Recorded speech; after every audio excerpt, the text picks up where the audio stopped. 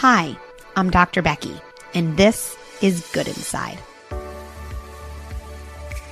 The topic of assertiveness and inflexibility and flexibility plays itself out in a sibling dynamic because I think if we have a child who might be labeled as, quote, bossy, it often goes hand in hand with a child that we might hear labeled as, oh, so easy and so flexible or so mature. And then one of the things that really happens in a house is our children get kind of more and more rigid in those roles. We have one child who's always dictating what the play is going to look like or who goes first.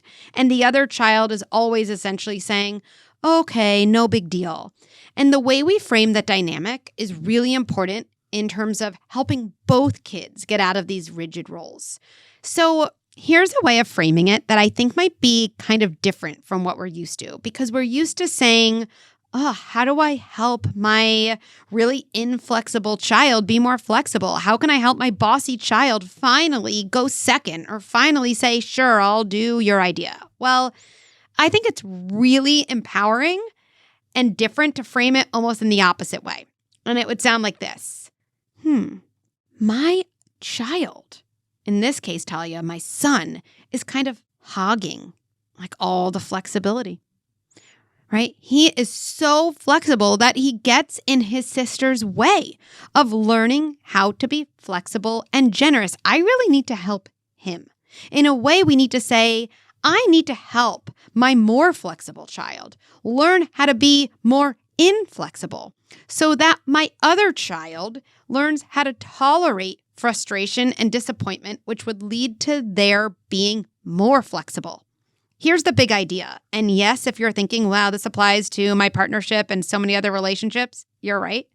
There's only 100% of a trait to go around in any relational dynamic. So looking at the dynamic between your siblings, it's almost like your daughter has 100% of the assertiveness and your son has 100% of the calm and flexibility. Well, we need to shake that up. It's probably not going to be 50-50, but the only reason things feel so off is because it's 100 and 0. So here's how I'd intervene. Let's say your daughter is insisting on the drawing they make. And she's saying to her brother, no, I'm drawing a flower in a swing set. You have to draw the same thing as me. And maybe to avoid the argument, your son is saying, okay, I was going to draw something else, but that's fine. We often think of turning to our daughter and saying, hey, don't tell him what he has to make, but try this. Say to your son, you know what? You're a kid with ideas too.